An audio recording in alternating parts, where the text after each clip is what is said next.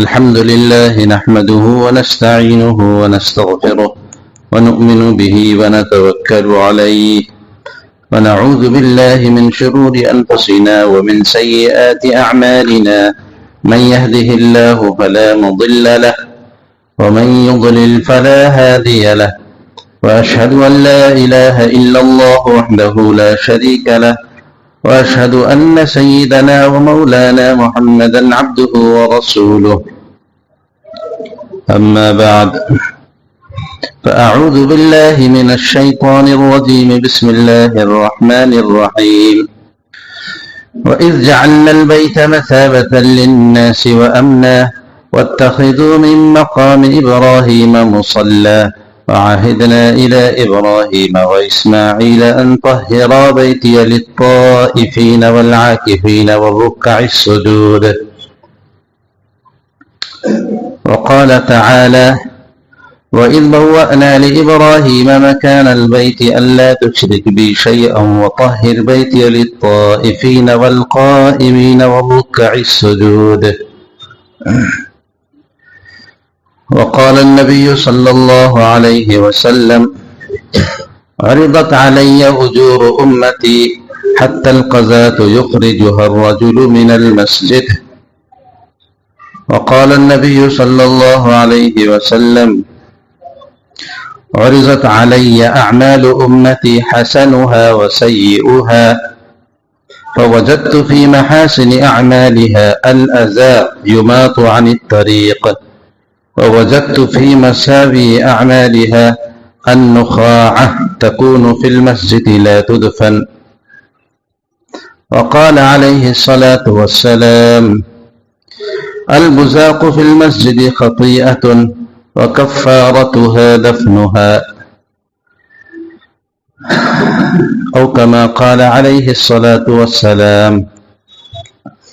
صدق الله مولانا العظيم وصدق رسوله النبي الكريم ونحن على ذلك لمن الشاهدين والشاكرين والحمد لله رب العالمين رب اشرح لي صدري ويسر لي أمري واحلل عقدة من لساني يفقه قولي رب اشرح لي صدري ويسر لي أمري واحلل عقدة من لساني يفقه قولي رب اشرح لي صدري ويسر لي أمري واحلل عقدة من لساني يفقه قولي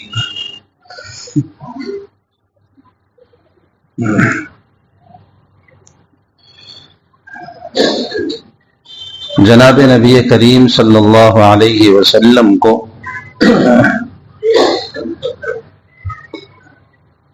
جب تھوڑا سا اطمینان ہوا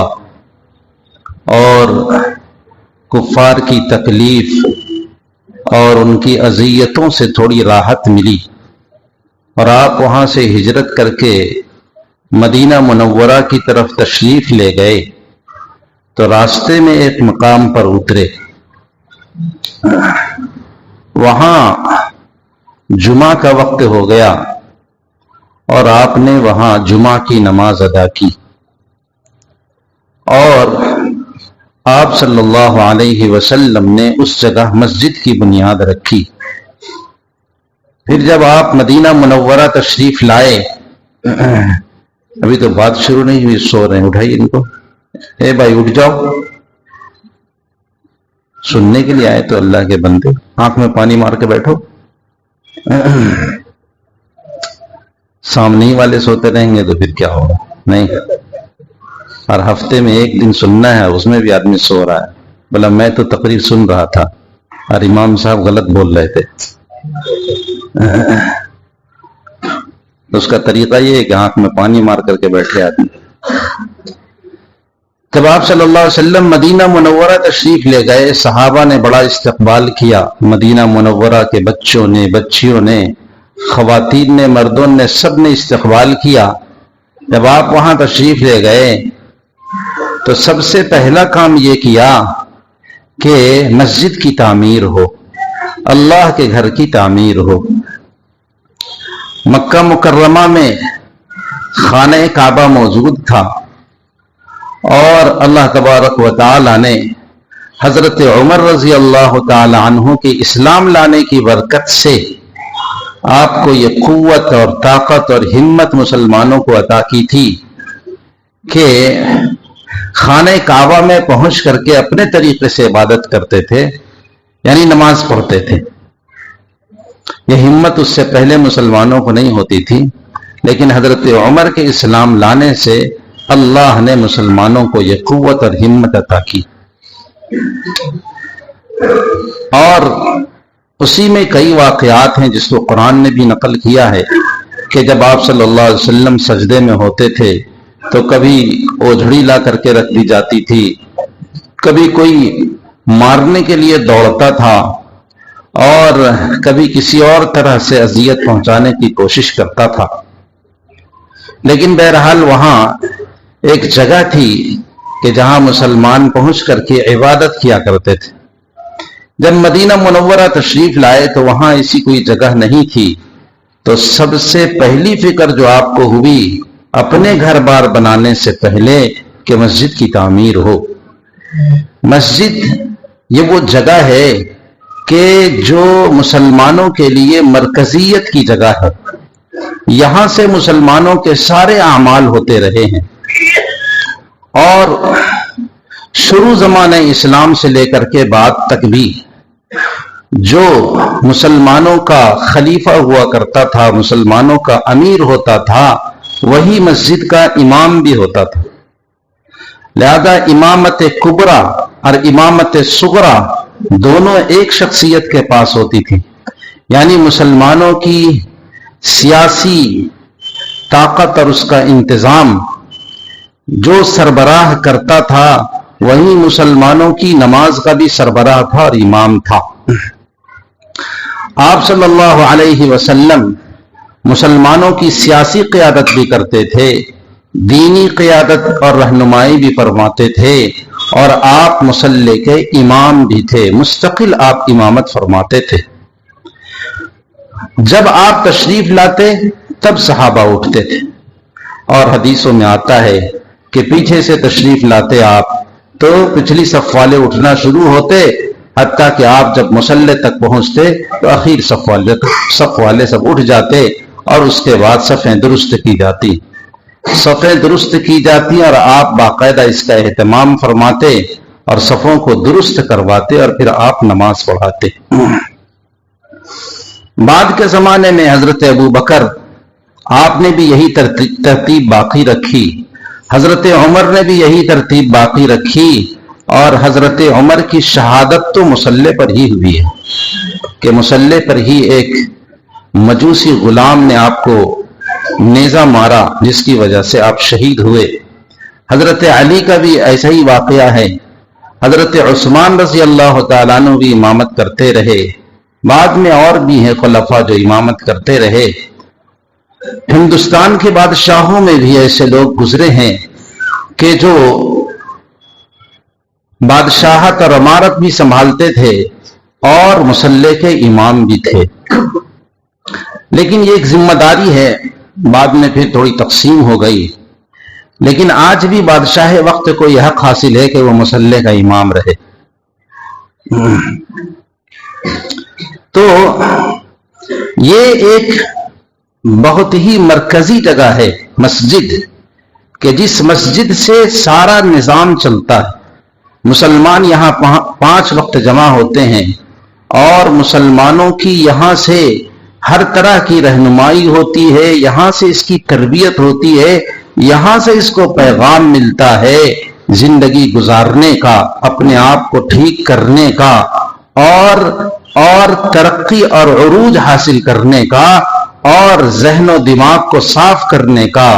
اور اس کے ساتھ ساتھ عقائد اور اعمال کے اعتبار سے انسان کے درست اور ٹھیک ہونے کا۔ یہ سارا کچھ مسجد سے ہوتا ہے۔ یہی نہیں بلکہ زکوٰۃ اور عشر کی تقسیم بھی مسجدوں سے ہی ہوتی تھی، زکوٰۃ کی تقسیم بھی مسجدوں سے۔ مسجد کے پاس ہی آ کر کے خزانہ سب ڈھیر لگتا تھا، خزانے کی ڈھیر لگتی تھی، اور کوئی علاقہ فتح کیا جاتا تھا تو وہاں جو خزانے ہاتھ آتے تھے، غنائم ہاتھ آتے تھے، وہ بھی اسی کے آس پاس، مسجد کے آس پاس ہی اور مسجد میں ہی اس کی ساری کارروائی ہوتی تھی۔ دشمن سے لڑنے کے لیے جانا ہے تو ترغیب یہیں سے ملتی تھی، اور مسلمان دشمن سے لڑنے کے لیے تیار ہوتے تھے۔ آپ صلی اللہ علیہ وسلم کسی نماز میں اعلان کرتے کہ بھائی تیار ہو جاؤ، نکلنا ہے۔ آپ یہ نہیں بتاتے تھے کہ کہاں نکلنا ہے۔ جاسوسی کا ایک نظام تھا کہ دشمن کہیں حملہ آور نہ ہو، چنانچہ آپ صرف یہ اعلان کرتے تھے کہ بس نکلنا ہے اللہ کے راستے میں، اور لوگ اس کی تیاری کیا کرتے تھے۔ دو لوگوں کے جھگڑوں کا فیصلہ بھی اسی مسجد میں ہوتا تھا کہ آدمی آ گیا اور مسجد میں دونوں آدمیوں کا جو خصم ہیں، مدعی ہیں اور مدعا علیہ ہیں، ان کے جھگڑے کو یہی نمٹایا گیا اور ختم کر دیا گیا۔ تو مسلمانوں کے لیے مسجد ہر تعمیری کام اور ہر طرح کے رفاہی کام اور ہر طرح کے آپس کے جوڑنے اور تعلق کو برقرار رکھنے کا جو کام ہو سکتا تھا وہ اسی مسجد سے انجام دیا جاتا تھا۔ تو مسلمانوں کے لیے مرکزیت کا مقام حاصل ہے مساجد کو، اور آج بھی یہی ہے کہ یہاں سے ہی تعلیم و تعلم ہو، یہاں سے ہی سیکھنا سکھانا ہو، چونکہ مسلمانوں کے اجتماعات یہی ہوتے ہیں۔ حتیٰ کہ آپ صلی اللہ علیہ وسلم نے فرمایا کہ نکاح بھی مسجد میں کرو، چونکہ نکاح میں گواہ ہونے چاہیے، اور مسجد میں جتنے گواہ مل جائیں گے دوسری جگہ اتنے گواہ جمع کرنا اور اتنے گواہوں کو اکٹھا کرنا مشکل ہے، اس لیے نکاح بھی تم مسجد میں کرو۔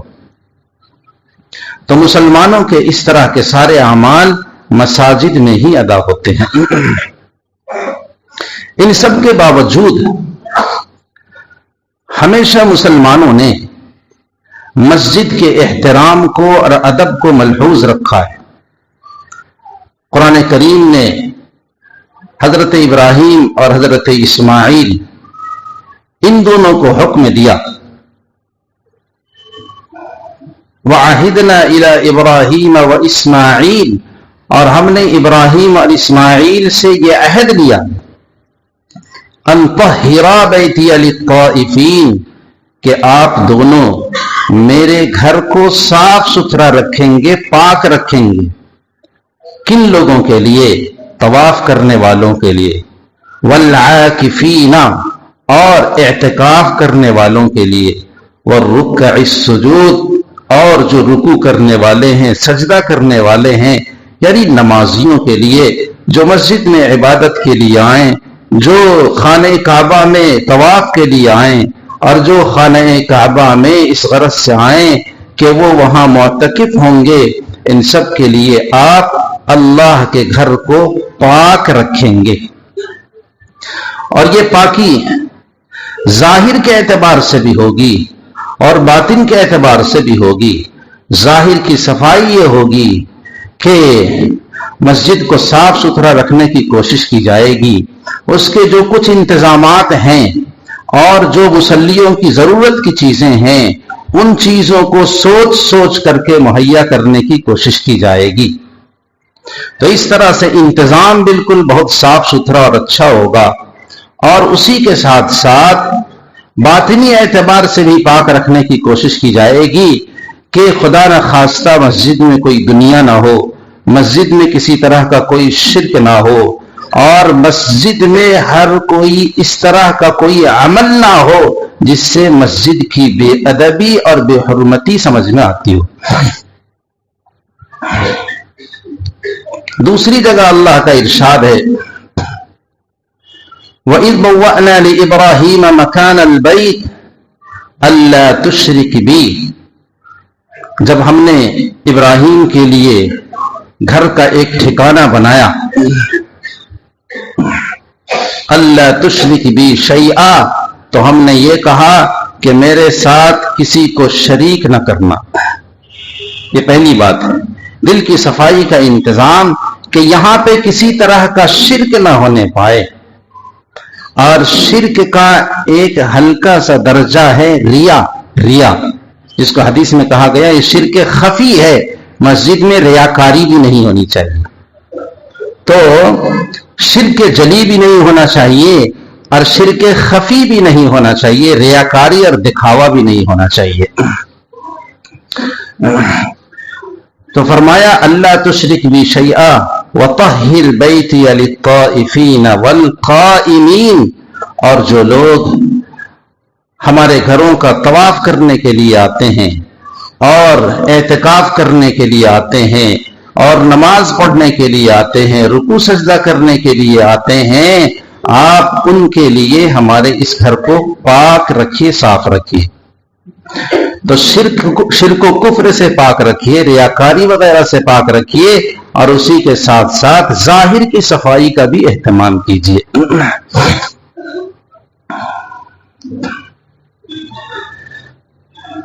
اسی لیے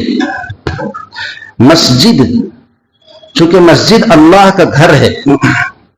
اور آدمی اس تصور سے یہاں آتا ہے کہ یہاں ہمیں اللہ کو پانا ہے، اور اللہ کے انوار و تجلیات جو خانہ کعبہ پر نازل ہوتے ہیں اس کا کچھ حصہ ان مسجدوں میں بھی پہنچتا ہے، اور اللہ کا گھر یعنی اللہ کی طرف اس عمارت کی نسبت ہے، اس کو یہ شرف حاصل ہے اور اس کو یہ عزت اور احترام حاصل ہے، ہم وہاں جا رہے ہیں، گویا اللہ کے دربار میں ایک آدمی جا رہا ہے۔ اسی لیے حدیثوں میں آپ دیکھیں گے کہ مطلق مساجد کے سلسلے میں آپ صلی اللہ علیہ وسلم نے باقاعدہ حکم فرمایا ہے، اور اسی لیے جو جگہ مسجد کے لیے ایک مرتبہ خاص کر دی گئی، پھر کسی کو بھی یہ اختیار نہیں ہے کہ اس کے کچھ حصے کو ادھر کاٹے اور کچھ حصے کو ادھر کاٹے، کسی کو بھی اختیار نہیں ہے، چونکہ مسجد کی جگہ طے ہو چکی ہے۔ طے کرنے میں آپ کو اختیار ہے، لیکن طے ہو جانے کے بعد پھر اسے خرد برد کرنے کا آپ کو اختیار نہیں ہے۔ مسجد اللہ کا گھر ہے، جب یہاں آدمی آئے تو پورے احترام کے ساتھ، پورے ادب کے ساتھ، اور اس طرح سے آدمی آئے جس طریقے سے کسی بڑے کے یہاں آدمی اہتمام سے پہنچتا ہے۔ قرآن کہتا ہے خذوا زینتکم عند کل مسجد، کہ جب تم نماز کے لیے جاؤ تو زیب و زینت اختیار کر کے جاؤ، اچھا کپڑا پہن کر کے جاؤ، اچھے طریقے سے جاؤ، پورے اہتمام کے ساتھ جاؤ۔ صحابہ کرام رضوان اللہ علیہم اجمعین بیچارے کام کرتے تھے، تجارت کیا کرتے تھے، اور بھی مشغولیت تھی، تو اس زمانے میں پسینہ آتا تھا، اور جمعہ کا وقت ہوا اور دوسرے اوقات ہوئے تو جمع ہو گئے، تو اب تھوڑی سی بو بھی آ جاتی تھی، اور کپڑے بھی کچھ چمڑے وغیرہ کے کچھ ہوتے تھے، تو تھوڑی بہت بارش لگ جاوے تو اس سے بھی ایک خاص قسم کی بو آ جاتی ہے۔ تو آپ نے باقاعدہ فرمایا کہ بھائی جمعہ کے دن غسل کر کے آیا کرو، اہتمام کے ساتھ آیا کرو، غسل کر کے عطر لگا کر کے مسجد میں آیا کرو۔ اللہ کے نبی صلی اللہ علیہ وسلم کی حدیث ہے، آپ نے ارشاد فرمایا کہ جو کوئی شخص اس طرح کی چیزوں کو کھائے، ان درختوں میں سے، اس طرح کے پھل میں سے، یعنی پیاز ہے، بعض روایتوں میں اس کا ذکر ہے، البصل والثوم، کہ اگر کوئی پیاز کھا کر کے آئے، لہسن کھا کر کے مسجد آنا چاہے، تو پھر یہ ضروری ہے کہ پہلے اس کی بو کو ختم کر لے، پھر مسجد میں آئے، اس کی بو کو ختم کر لے۔ پکے ہوئے پیاز میں بو نہیں ہوتی، پکے ہوئے لہسن میں بو نہیں ہوتی، اگر کوئی کچا لہسن کھا کر کے آتا ہے، کچا پیاز کھا کر کے آتا ہے، تو بو سے ایک قسم کی بو ہوتی ہے۔ اللہ کے نبی نے فرمایا اگر مسجد آنا چاہے تو پہلے اس بو کو ختم کر لے، مسواک سے، برش سے اس بو کو، منہ کی بدبو کو پہلے دور کر لے، اس کے بعد مسجد آئے۔ فَلَا يَقْرَبَنَّ مَسْجِدَنَا فَإِنَّ الْمَلَائِكَةَ تَتَأَذَّى مِمَّا يَتَأَذَّى مِنْهُ الْإِنسِ، اس لیے کہ فرشتوں کو ان چیزوں سے تکلیف ہوتی ہے جن چیزوں سے انسانوں کو تکلیف ہوتی ہے۔ اگر کسی نے مولی کھا لی اور ڈکار لی تو آپ کو شدید تکلیف ہوگی. تو جس سے آپ کو تکلیف ہوتی ہے اس سے فرشتوں کو تکلیف ہوتی ہے، اور یہ جگہ فرشتوں کی ہے، فرشتے یہاں ہوتے ہیں، لہذا آدمی ان چیزوں سے بچے. تو حاصل یہ نکلا کہ ہر ایسا فعل، ہر ایسا عمل کہ جس سے کسی دوسرے کو تکلیف ہو سکتی ہے، ان چیزوں سے بچ کر کے اور اس اہتمام کے ساتھ اور اس احتیاط کے ساتھ آدمی مسجد میں آنے کی کوشش کرے. اسی لیے علماء نے اس سے مسئلہ نکالا کہ ہر وہ چیز کہ جس میں بو ہوتی ہے ایک خاص قسم کی، کہ جس سے انسانوں کو تکلیف ہوتی ہے، جیسے مٹی کا تیل ہے، جیسے مولی کھا کر کے کوئی آ گیا، جیسے بیڑی پی کر کے کوئی آ گیا، جیسے گٹکھا کھا کر کے کوئی آ گیا، جیسے کوئی انسان کثرت سے پان کھاتا ہو، اس کے منہ کو سونگھیے لگے گا اگلدان ہے. اگلدان جانتے ہیں نا، اگلدان کی طرح سے اس کے منہ کی بو ہوتی ہے. تو ایسے شخص کو چاہیے کہ وہ اپنے منہ کو صاف کر کے آئے. فوراً بیڑی پی کر کے، سگریٹ پی کر کے مسجد میں داخل ہونا اس کے لیے درست نہیں ہے، شرعاً گرفت ہے. تو یہ مسجد کا احترام ہے. اللہ کے نبی نے فرمایا البزاق فی المسجد خطیئۃ، کہ مسجد میں تھوکنا گناہ ہے، مسجد میں تھوکنا گناہ ہے. وَكَفَّارَتُهَا دَفْنُهَا، ہاں اس کا کفارہ یہ ہے کہ خدا نہ خواستہ ایسا تھوکا تو فوراً اس کو وہیں دفن کر دو. تو پہلے مسجدیں کچی ہوتی تھیں، زمین ریتیلی ہوتی تھی، تو آدمی کھود کر کے وہیں دفن کر دیا اس کو. لیکن اب تو یہ صورت نہیں ہے. تو اس صورت میں کیا کرنا ہے؟ اس طریقے سے کسی کو کھکھار آئے، تھوک آئے، تو اپنا رومال رکھے ہوا ہے تو رومال سے ایسا لے لے اس کو، اور اگر رومال نہیں ہے تو اپنے کپڑے کے دامن سے اس کو لے لے، لیکن مسجد میں نہ تھوکے. ایک حدیث میں اللہ کے نبی نے فرمایا کہ عرضت علی اعمال امتی، کہ مجھ پر میری امت کے اعمال پیش کیے گئے، کیا اچھائیاں ہیں اور کیا خرابیاں ہیں. تو جو اچھائیاں تھیں وہ بھی ہمیں پیش کی گئیں، اور جو خرابیاں اور معصیتیں ہیں وہ بھی ہمیں پیش کی گئیں. فوجدت فی محاسن اعمالها الاذى یماط عن الطریق، تو میں نے دیکھا کہ بہت اچھا عمل جو ہمیں وہاں نظر آیا وہ یہ تھا کہ راستے سے تکلیف دہ چیز کو کوئی ہٹا دیا. راستے سے تکلیف دہ چیز کو جس نے ہٹا دیا تو میں نے دیکھا کہ وہاں اس کی نیکی کا شمار بڑے درجے کے اعتبار سے ہے تو ویسے چھوٹا سا کام، لیکن اللہ کے یہاں اس کا مقام اور مرتبہ بہت زیادہ ہے. یہ میں نے دیکھا. اور میں نے یہ دیکھا کہ برے اعمال میں سے سب سے برا عمل جو وہاں مجھے نظر آیا وہ تھا النخاع تکون فی المسجد لا تدفن، کہ کوئی شخص مسجد میں تھوکا تھا جس کو اس نے دفن نہیں کیا. تو میں نے دیکھا کہ یہ عمل بہت بھاری قسم کا وہاں مجھ کو نظر آ رہا ہے. معلوم ہوا کہ مسجد کو گندگی سے، آلائش سے پاک رکھنا یہ ہر ایک کی ذمہ داری ہے. اللہ کے نبی صلی اللہ علیہ وسلم کی حدیث ہے عرضت علی اجور امتی حتی القضاۃ یخرجها الرجل من المسجد، کہ میری امت کے اعمال مجھ پر پیش کیے گئے اور ان کا جو اجر ہے، جو ثواب ہے وہ بھی مجھے دکھایا گیا، حتیٰ کہ وہ گندگی جو ایک آدمی مسجد سے دور کرتا ہے وہ بھی مجھ کو دکھایا گیا کہ اس کا اجر کیا ہے اور اس کا مقام و مرتبہ کیا ہے. حضرت عمر رضی اللہ تعالیٰ عنہ، دو صاحب تھے، مسجد میں بیٹھ کے باتیں کر رہے تھے اور ان کی آواز بلند ہو رہی تھی. تو حضرت عمر نے ایک شخص سے کہا کہ ذرا ان دونوں کو بلانا. چنانچہ ان صاحب نے ان دونوں کو بلایا. بلانے کے بعد پوچھا کہ میاں کہاں سے ہو؟ کہا کہ ہم لوگ طائف کے رہنے والے ہیں. فرمایا لو کنتما من اہل المدینہ لأوجعتکما، اگر تم مدینہ میں اہل مدینہ میں سے ہوتے، مدینہ کے رہنے والے ہوتے، تو میں پٹائی کر کے تیرا دماغ ٹھیک کر دیتا. تم لوگ مسجد میں آواز اونچی کر رہے ہو، تم لوگ مسجد میں آواز اونچی کر رہے ہو، تمہیں اس کی تعلیم نہیں ملی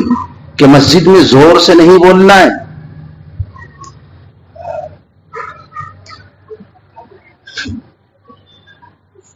اللہ کے نبی صلی اللہ علیہ وسلم کا ارشاد ہے کہ دیکھو ایک زمانہ آئے گا کہ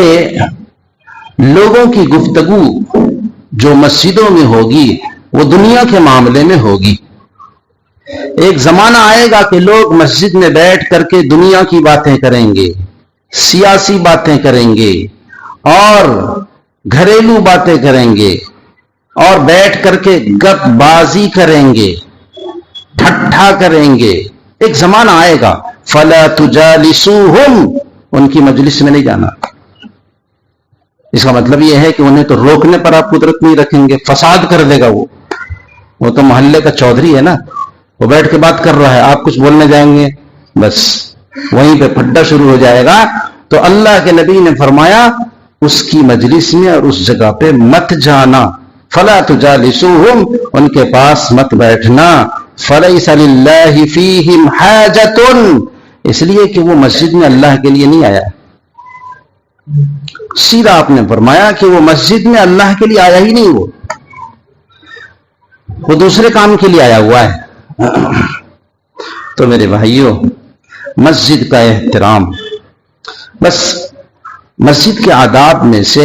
بہت سارے آداب ہیں۔ ان ساری حدیثوں کو، قرآن کریم کی آیات کو سامنے رکھ کر کے علماء نے مسجد کے بہت سے آداب مرتب کیے۔ حدیث میں آتا ہے اللہ کے نبی نے فرمایا جب تم مسجد میں داخل ہو تو کہو اللہم افتح لی ابواب رحمتک، اور جب تم مسجد سے نکلو تو کہو اللہم انی اسألک من فضلک، یعنی یہاں گھستے ہوئے رحمت کا سوال ہے، واپس ہوتے ہوئے روزی کا اور اللہ کے فضل کا سوال ہے۔ اس ترتیب کے ساتھ تم مسجد میں آؤ۔ تو آپ قرآن کو اور حدیث کو آپ پڑھیں گے تو معلوم ہوگا کہ مسجدوں کے سلسلے میں خصوصی اہتمام ہے جو قرآن و سنت میں بیان کیا گیا ہے۔ لہذا ہم سب کو چاہیے کہ اس کا خصوصی ہم اہتمام کریں، اپنی ذات سے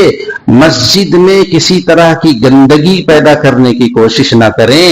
اور اس انداز سے بیٹھیں اور اس طرح سے رہیں کہ معلوم ہو کہ ہم با ادب ہو کر کے بیٹھے ہوئے ہیں،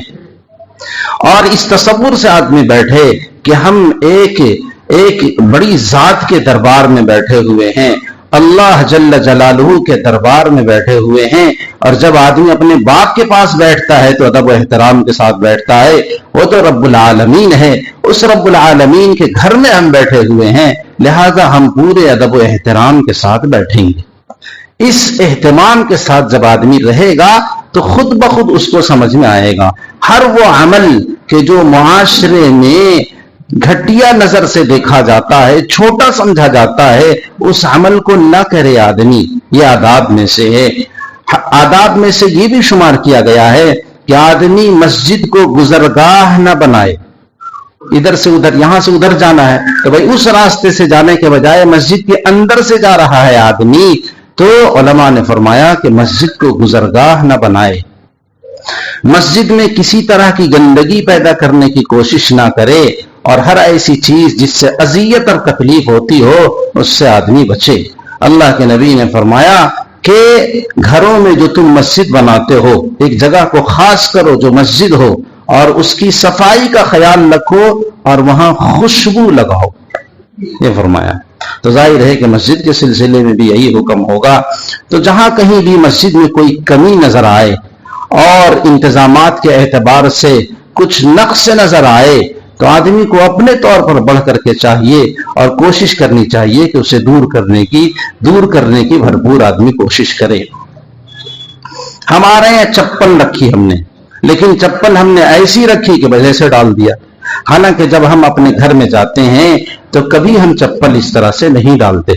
بلکہ ایک خاص جگہ اس کی بنائی ہوئی ہے، تو اس جگہ ہم رکھتے ہیں، یا کم از کم ڈھنگ سے رکھتے ہیں۔ ہم جب مسجد آ رہے ہیں ایک چپل کو یوں پھینک دیا، ایک چپل کو یوں پھینک دیا، تو یہ بے احترامی ہے مسجد کی، لہذا اس کا انسان کو خیال رکھنا چاہیے۔ اور یہ بھی ہونا چاہیے کہ چپل وغیرہ رکھنے کا خصوصی انتظام بھی آدمی سوچے کہ بھئی چپل رکھنے کی اگر کمی ہے تو اس کے سلسلے میں آدمی سوچے اور غور کرے۔ ہر ایسا عمل کہ جس سے نمازیوں کو آسانی اور سہولت ہو، اس کا تعلق تطہیر سے ہو، نظافت سے ہو، اس کا تعلق سہولت سے ہو، یہ قرآن و سنت سے ثابت ہے۔ کوشش کرنی چاہیے کہ نمازیوں کو اور یہاں آ کر کے عبادت کرنے والوں کو جہاں تک ہو سکے آرام اور سہولت پہنچانے کی ہم کوشش کریں۔ کریں گے تو بھائی انشاءاللہ۔ سردی کا زمانہ ہے اور یہاں تو ماشاءاللہ مخملی قسم کی ایک چیز لگی ہوئی ہے جس میں آپ حضرات بیٹھے بھی ہیں اور بہت اچھا ہے، لیکن یہ جو حصہ ہے یہ حصہ معلوم ہوتا ہے کہ یہ سوتیلا بھائی نہیں لگتا ہے، حالانکہ یہاں بھی آپ ہی حضرات نماز پڑھتے ہیں، اور اس کا المیہ یہ ہے کہ یہاں پہ اتنا بھی بچھونا نہیں ہے ڈھنگ کا کہ آدمی کا رخ قبلے کی طرف ہو سکے۔ مدرسے والا جو حصہ ہے اس طرف کا، وہاں ہم نے دیکھا کہ یوں چٹائی لگی ہوئی ہے اور لوگ آ کر کے کھڑے ہو جا رہے ہیں، سیدھا سیدھا کھڑے ہو جا رہے ہیں اور ان کا رخ قبلے سے ہٹ جا رہا ہے۔ اس کی ذمہ داری کس پر ہے؟ امام صاحب تو اعلان کریں گے، لیکن ذمہ داری آپ سب پر ہے، ذمہ داروں پر ہے، مسجد کے ذمہ داروں پر ہے، مدرسے کے ذمہ داروں پر ہے کہ سب کی نماز درست ہو۔ ہم جس جگہ کو برت رہے ہیں اس جگہ کو پاک صاف رکھنے کی کوشش کریں۔ میرے ذہن میں بات یہ آئی کہ بھائی جس طریقے سے یہاں کے لیے مخملی اللہ تبارک و تعالی نے ایک چیز کا انتظام کیا ہوا ہے، تو آپ حضرات کی معاونت سے یہاں بھی انتظام ہو جاتا تو بہتر ہوتا۔ کیا رائے ہے؟ ہاں ہو جاتا تو بہتر ہوتا۔ اور ہم نے اس کو نپوایا تھا، پتہ نہیں 300 کتنا فٹ ایسا ہوا، اور یہ میں معلوم کرنا بھول گیا کہ 1 فٹ کی کتنی قیمت ہے۔ تو آپ حضرات سے گزارش ہے کہ آپ حضرات اس جگہ میں بچھانے کے لیے انتظامات کے سلسلے میں سوچیں گے تو انشاءاللہ سوچیں گے نا بھائی؟ ہاں، یہ آتے ہیں لوگ اور بیچارے پھٹی ہوئی چٹائی ہے، دو چار دری ہے، وہ بھی بے ترتیب پڑی رہتی ہے، اس کی وجہ سے بے سکونی اور بے اطمینانی بھی ہے، اور مستقل یہ مسجد کے لیے اور نماز کے لیے استعمال ہوتی ہے جگہ، لہذا یہ ہم سب کی ذمہ داری ہے کہ اس کا خیال رکھیں۔ اور بھی مسجد میں جہاں جہاں ضرورت ہے، جہاں ٹاٹ کی ضرورت ہے، جہاں چٹائی کی ضرورت ہے، جہاں پاپوش کی ضرورت ہے، جہاں جوتا رکھنے کے لیے ریک کی ضرورت ہے، ہر ایک کو مشورہ دے کر کے بول کر کے اور اس کو بنوانے کی اور وہ کرنے کی ضرورت ہے۔ ذمہ داروں سے ہم نے کہا تو وہ کہتے ہیں کہ فنڈ نہیں ہے، پیسے نہیں، اور بات بھی ہے کہ جمعہ میں جو کلیکشن ہوتا ہے تو دیکھتے ہیں لکھا رہتا ہے 12,000 13,000۔ میں نے کہا کہ میں نے ایک مرتبہ حساب لگایا کہ 5 روپے بھی آدمی دے گا تو 25,000 بنتا ہے، اور 10 روپے دے گا تو 50,000 بنتا ہے کہ نہیں بھائی؟ اس کا مطلب یہ ہے کہ ہم لوگ دینے میں ذرا کنجوسی کر رہے ہیں۔ تو جس مسجد کے سلسلے میں نبی کو یہ حکم ہو کہ پاک صاف رکھو، تو ہم نبی کے امتی ہوں اور ہمیں ہمارے اوپر یہ ذمہ داری نہ ہو اور ہم اس کے مکلف نہ ہوں، یہ کیسے ہو سکتا ہے؟ لہذا ہم کوشش کریں گے کہ ہفتہ واری جو کلیکشن ہوتا ہے، ہفتہ واری جمعہ کو جو ہم دیتے ہیں، اس میں بھی کم از کم ہر آدمی 10 روپے دینے کی کوشش کرے گا انشاءاللہ۔ ٹھیک ہے بھائی؟ بہت معمولی بات میں نے کہی، 10 روپے دینے کی کوشش کرے گا کہ بھائی میری طرف سے 10 روپے تو جائے گا ہی جائے گا، اور زیادہ دیر کا الگ بات۔ اور کوئی ہنگامی صورت ہو اس طریقے سے کہ بھئی چٹائی لانی ہے، دری لانی ہے، اور مخملی قسم کی دری لانی ہے، تو اس میں آپ حضرات بڑھ چڑھ کر کے حصہ لیں۔ کون کون دیں گے انشاءاللہ؟ ہاتھ اٹھائیے۔ ٹھیک ہے انشاءاللہ۔ تو میں اس کی قیمت معلوم کر لیتا ہوں کہ اس کی قیمت کتنی بنتی ہے، اور اگلے جمعے میں قیمت بتا دی جائے گی، اور آپ اپنے طور پر انشاءاللہ نام لکھا دیں گے، اور اس کے بعد پھر وہ چیز آ جائے گی انشاءاللہ۔ اللہ ہم سب کو عمل کی توفیق عطا فرمائے۔ وآخر دعوانا الحمدللہ۔